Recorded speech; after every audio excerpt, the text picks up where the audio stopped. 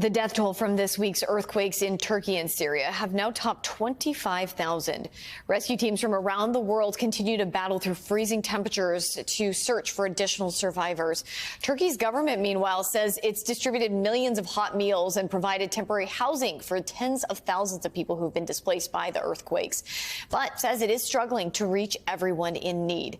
NBC's Matt Bradley joins me now. Matt, when we tried to reach you earlier, you couldn't speak. You had to be silent in the last hour because of rescue efforts. Explain what exactly happened. Yeah, well, this happens intermittently, Corey, and I've been here since Monday, and this has regularly occurred. We don't love it when it happens on air, but we can't control that, of course. We're on their schedule. They are not on ours. So what happens is these rescue workers, and in this case, we moved, actually. This looks more like a demolition job at this point. But these rescue workers, they're still trying to keep everybody quiet in order to listen to what's going on underneath the rubble.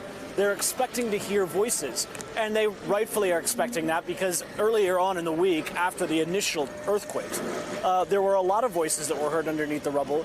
People were quite literally ordinary people, mothers, fathers, elderly people, using their bare hands. We saw them do this, lifting up concrete blocks, just crawling through rubble and pulverized concrete, trying to get to the voices underneath. A lot of people died because they weren't reached in time. Now, there are people, even 5 days later, who are still alive underneath the rubble. We just heard of a little girl who was taken out here in Turkey just a couple of hours ago. Last night, my crew and I, we were not here. We were in a town called Adiyaman, which is about a 2-hour drive from here in Gaziantep. And it was an extremely dramatic several hours. We watched as a mother and her daughter, we thought it was a mother and her 2 children, but we later learned that one of the children had died.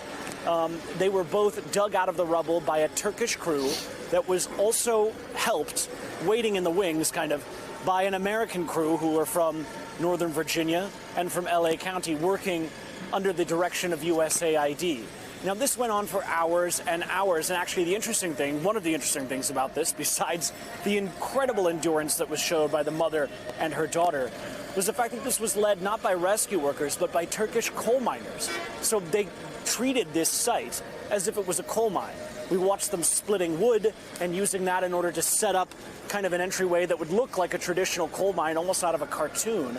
And that's what they used to get inside. Once they were inside, once they reached this family, it was the Americans who stepped up and started helping with medical advice and medical equipment, saline solution, that kind of thing. It was a couple of hours before finally they got the mother out. The daughter was quite a bit more tricky. She had what we were understood to be a massive chest wound. And this was something that, of course, moving somebody like that is a very sensitive and delicate affair. But she also came out eventually, and we understand both of them are now recuperating in hospital. Corey? Just incredible news and images there. Thank you for your reporting, Matt. We appreciate it.